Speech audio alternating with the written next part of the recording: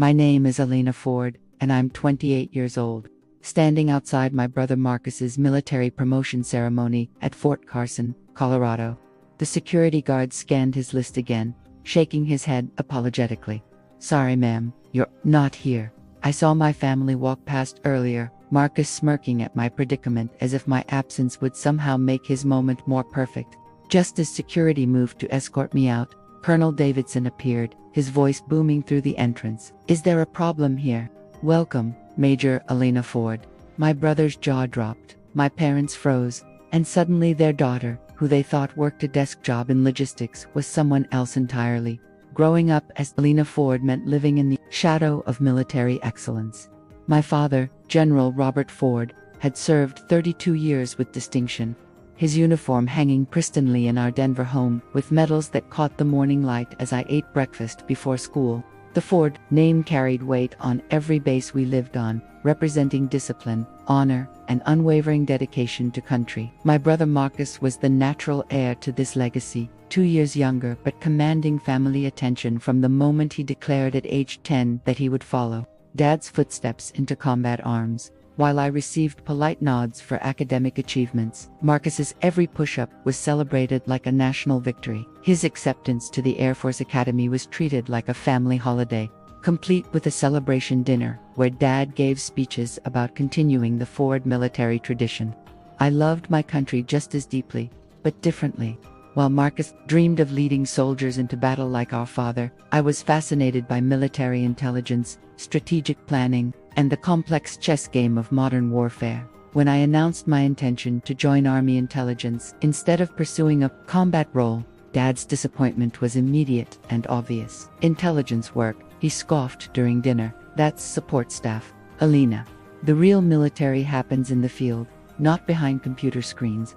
Mom patted my hand sympathetically, saying it was probably for the best since women had limited opportunities in combat roles anyway. Their perception of my career choice as somehow lesser never changed. Even as I progressed through the most demanding training programs the Army offered, what they didn't understand, what I couldn't tell them due to strict classification protocols, was that my role would place me in more danger than most conventional soldiers ever experienced. As years passed, the divide between us grew wider. At family gatherings, Marcus regaled everyone with carefully edited versions of his deployments, each story ending with Dad clapping him on the shoulder, pride radiating from his weathered face. Meanwhile, my work remained classified, forcing me to offer only vague references to analysis and administrative duties. Still pushing papers, Elena, Marcus would ask with that condescending tone that made it clear he considered his service the real deal. Must be nice having regular hours while the rest of us are deployed in actual combat zones. He had no idea that I hadn't taken a real day off in 18 months, that the operations I was coordinating ran continuously across multiple time zones, and that lives hung in the balance of decisions I made daily. But security clearance levels meant I carried these burdens completely alone. Mom's disappointment took a more personal form. At 28, I wasn't fulfilling her vision of what a military daughter should become. Sarah, from the base chapel, just had her third baby, she would comment during our weekly calls, and she still finds time to volunteer with the family readiness group. Every family gathering became an exercise in restraint as I listened to Marcus's embellished combat stories while Dad nodded approvingly and helped Mom in the kitchen while she lamented my lack of a husband and children. My achievements, the commendations I couldn't mention, the operations I couldn't reference, the lives I had saved, all remained invisible to them. The distance between us grew with each passing year. I rose through the ranks with unprecedented speed, my analytical skills and strategic thinking placing me on an accelerated promotion track. By 26, I had attained a rank that would have shocked my family, but classification protocols meant I carried this achievement in complete silence. Marcus, meanwhile, made captain and considered himself the family's military success story. At holiday gatherings, he would lecture me about real sacrifice and frontline service, completely unaware that I had spent the previous month coordinating extraction operations in hostile territory or managing intelligence assets that directly supported his unit's missions. You should visit one of our training exercises sometime, he once offered condescendingly. Might give you perspective on what the military actually does beyond those computers you stare at all day. I simply smiled and said maybe someday, swallowing the irony that intelligence I had personally gathered had prevented his platoon from walking into an ambush just 2 weeks earlier. He would never know that his sister had made the critical call that saved his life and the lives of 23 other soldiers under his command. The final breaking point came 8 months ago when I missed Dad's retirement ceremony due to an overseas operation I was commanding. Marcus called me afterward, his voice tight with barely controlled anger. He gave his entire life to this country, and you couldn't even show up.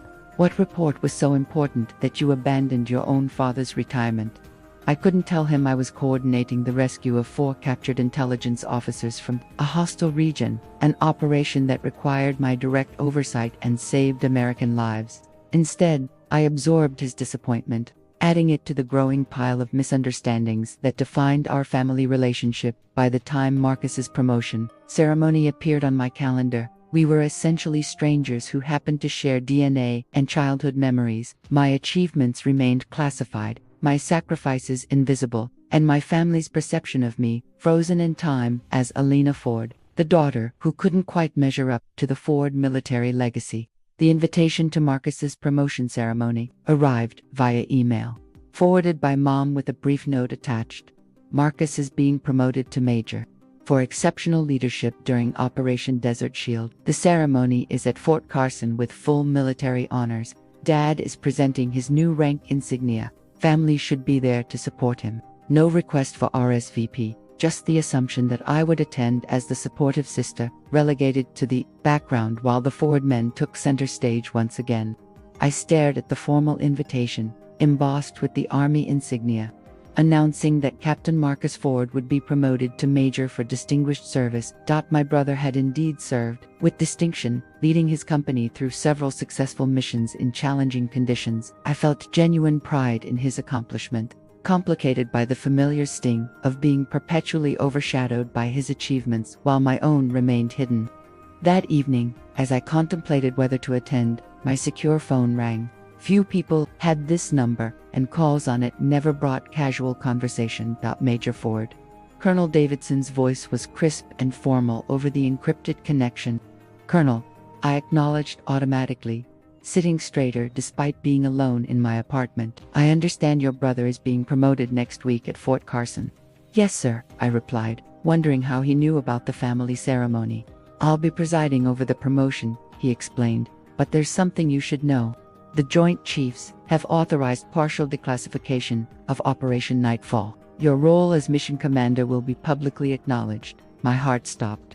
Operation Nightfall had been the most significant achievement of my career, a complex intelligence operation that had neutralized a major terrorist cell planning attacks on American military installations. The mission had required 18 months of preparation, coordination across multiple agencies, and had ultimately prevented what could have been catastrophic losses of American military personnel. But like everything else I had accomplished, it had remained classified, known only to those with the highest security clearances. Sir, are you saying we're recognizing my role publicly? We're promoting you to Major at the same ceremony as your brother, Colonel Davidson confirmed. The irony wasn't lost on me. After years of my family dismissing my military contributions, they would witness my recognition at the very event intended to celebrate. Marcus's family doesn't know about this, do they? The colonel asked, though he clearly knew the answer. Classification protocols, sir. They believe I work in administrative support for intelligence analysis. His chuckle held understanding. Well, Major Ford, I believe they're in for quite a surprise. After ending the call, I sat in silence, contemplating the upcoming ceremony with a mixture of vindication and apprehension. Part of me wanted to warn my family, to prepare them for the revelation, but another part, the part that had endured years of dismissal and condescension, wanted to see their unfiltered reaction. In the weeks leading up to the ceremony, I prepared methodically, as I did for any operation.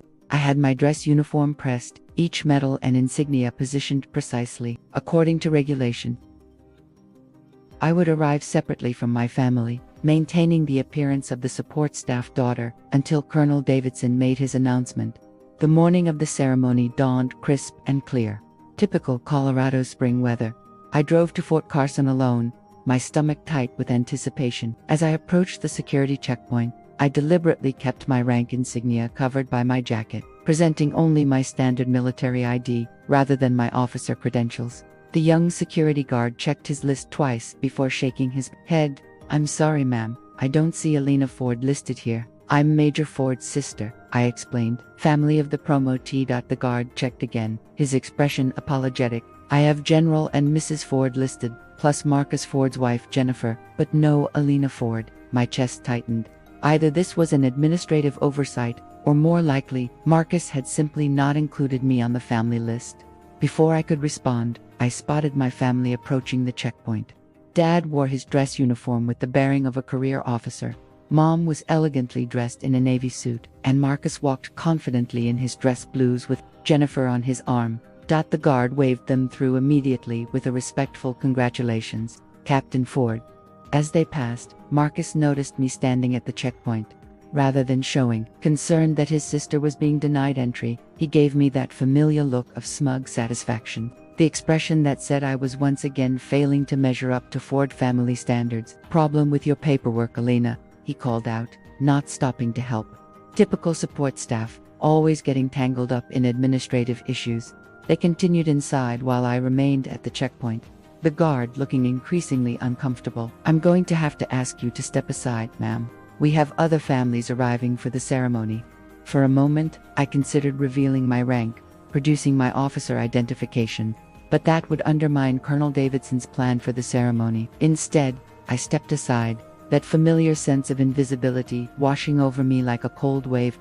Just as the guard was preparing to direct me to leave the premises entirely, a black sedan pulled up to the checkpoint. Colonel Davidson stepped out, his full colonel insignia immediately causing the security team to straighten to attention. "Major Ford," he called, walking toward me with his hand extended. "I was beginning to worry you wouldn't make it." The security guard's eyes widened in shock. "Major, he stammered. Colonel Davidson fixed him with a stern look that could have frozen water. "Is there a problem with allowing Major Ford into her own promotion ceremony, Sergeant?" "No, sir. Absolutely not, sir," the guard replied quickly, moving to open the gate immediately. "My apologies, Major. You weren't on my list."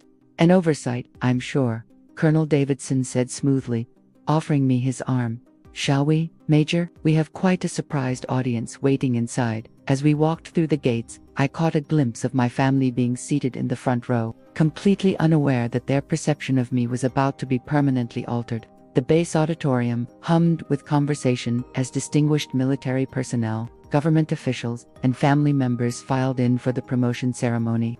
Colonel Davidson escorted me not to the family section where my parents sat, but to the reserved area for participating officers. "Your seat, Major Ford," he said clearly enough for nearby officers to hear. Several senior officials nodded respectfully in my direction, some approaching to shake my hand. "Outstanding work on Nightfall, Major," murmured a lieutenant colonel from Intelligence Command.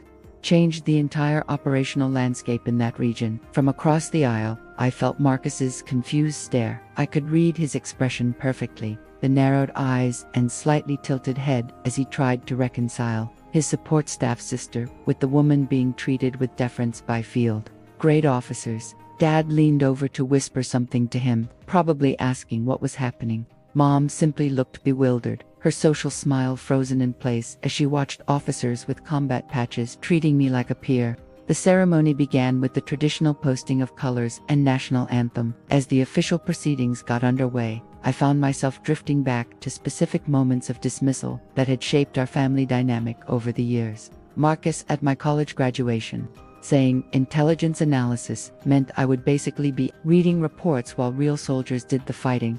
Dad after my first promotion, commenting that advancement came easier in support roles due to less competition. Mom just last Christmas, lamenting that my job kept me so busy I was missing my chance to start a family, reminding me that biological clocks don't care about careers. Each memory stung, but today they carried new context. The dismissal had been based on incomplete information, unnecessary secrecy that had cost me my family's respect but had served my country in ways they couldn't begin to comprehend. The base commander took the stage to begin the promotion ceremony. Minor recognitions came first.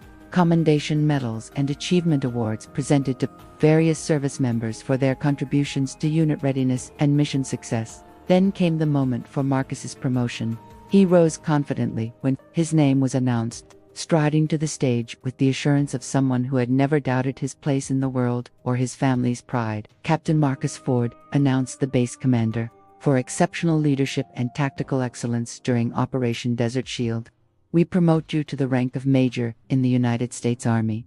The citation detailed Marcus's actions leading his company through complex urban operations, maintaining unit cohesion under pressure, and successfully completing all assigned missions with zero casualties. It was genuinely impressive service, worthy of recognition and promotion. Marcus accepted his new rank insignia with practiced humility that nonetheless failed to completely mask his pride. He stepped to the microphone for his acceptance speech. This promotion belongs not just to me, but to the exceptional soldiers who served under my command, he began, his voice carrying clearly through the auditorium. Their courage and dedication made every mission possible. He thanked his commanding officers, his fellow company commanders, and then turned to personal acknowledgments. I want to thank my father, General Robert Ford, whose example of service and sacrifice has guided my entire military career. Dad beamed from the family section, his chest visibly swelling with pride.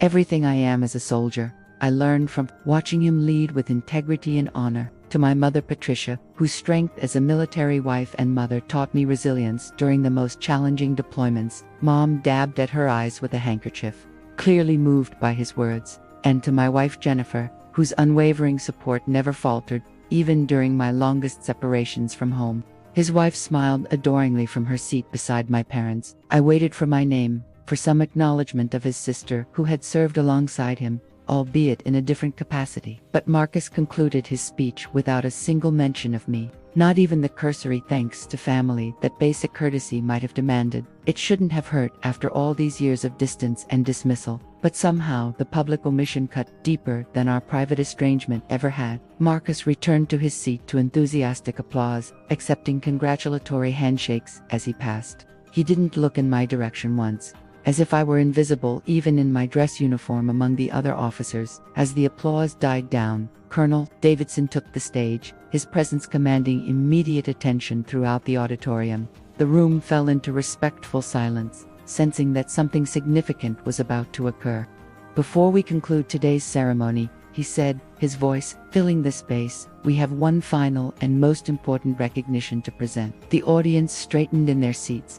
A final award after a promotion suggesting something of exceptional significance. Few among us serve in capacities where their greatest achievements must remain unknown, even to their families.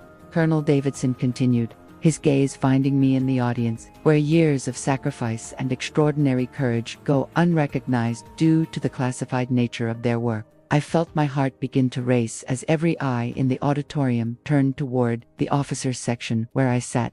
Today, with the partial declassification of Operation Nightfall, we have the rare privilege of publicly acknowledging one such individual. From the corner of my eye, I could see my family's confusion and growing alarm. This wasn't on the program they had been given, and the formal tone suggested something far beyond routine recognition. Ladies and gentlemen, Colonel Davidson's voice rose with ceremonial gravity. It is my distinct honor to invite to the stage the mission commander of Operation Nightfall, the architect of one of the most successful counterterrorism operations in recent military history. He paused, his eyes moving deliberately to my family before continuing. Major Elena Ford. Who's she? I heard Marcus whisper loudly to my father as I rose from my seat. The auditorium erupted in thunderous applause, military personnel throughout, the room immediately standing in a cascading ovation that rippled from front to back.